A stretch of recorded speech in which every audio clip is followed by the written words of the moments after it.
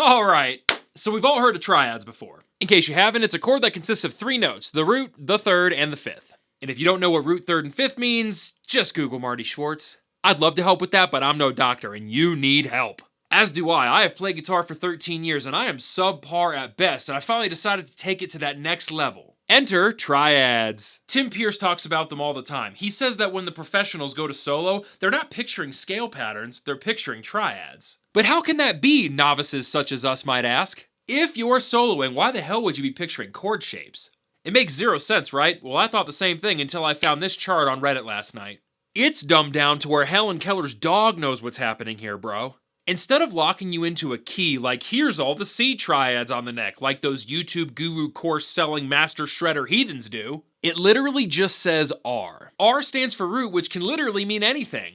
Take any shape you see, place it anywhere on the neck. Wherever your finger is where that R position is highlighted, that's the root of the triad you're playing. So how is this changing my guitar playing? Listen well, Kristen Bell, and I'll show you. I've spent my entire life in music playing fast licks over backing tracks. It's mostly pentatonic, and any flow that I have up and down the neck is literally just finding different ways of connecting scale patterns. Now there's nothing wrong with this. I've actually found some pretty interesting ways of moving up and down the neck using these scale shapes, and it's also given me a much better understanding of where the individual notes are on the neck. After 13 years, it is fucking crazy that knowing where the notes are on the neck is a flex for me. And yet here we are. My name is Zach, and I'm a horrible guitar player.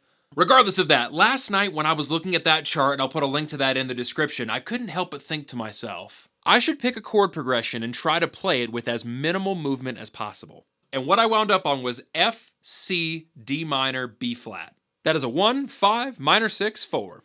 And if you had given me that until yesterday, I would have probably played something like this.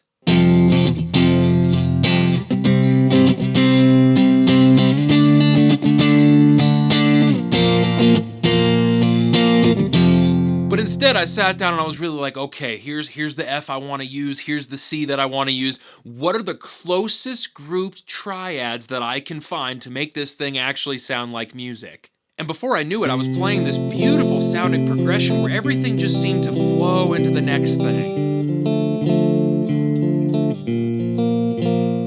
And as I was playing these beautiful chord shapes, my scale knowledge that I've worked so hard to obtain started to kick in, and I started adding these little accent notes as I was playing through the chords and made the whole thing sound even better.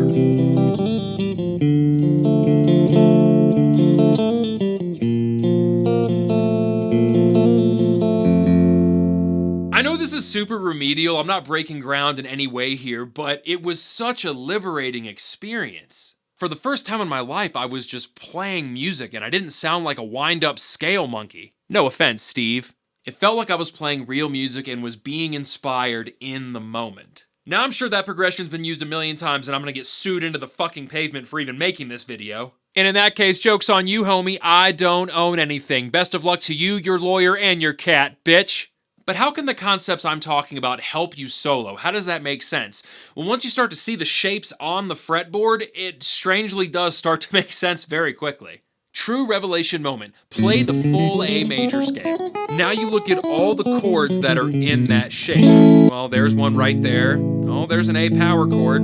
Oh, there's another A major there. And there. And there. And another one right there. There are literally 6 A major and 6 A minor triad shapes in that one little section of the neck. The only thing that changes is what notes you choose to separate out.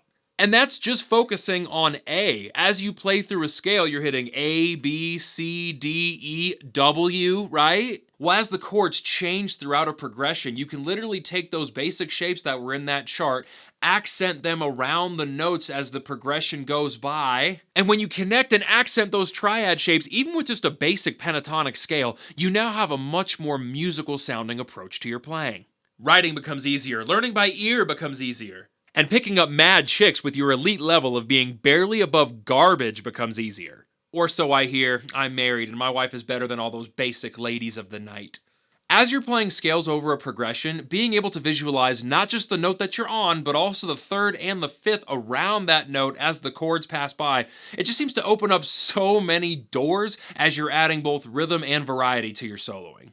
Plus, when I go to that blues jam next week, hopefully my rhythm playing improves enough to where I don't look like an absolute Antipodean fleck of dunce dust. Thanks for the hang, loved the chat. Come back next week where I shave a camel and play shuffleboard at Emma Watson's pool party.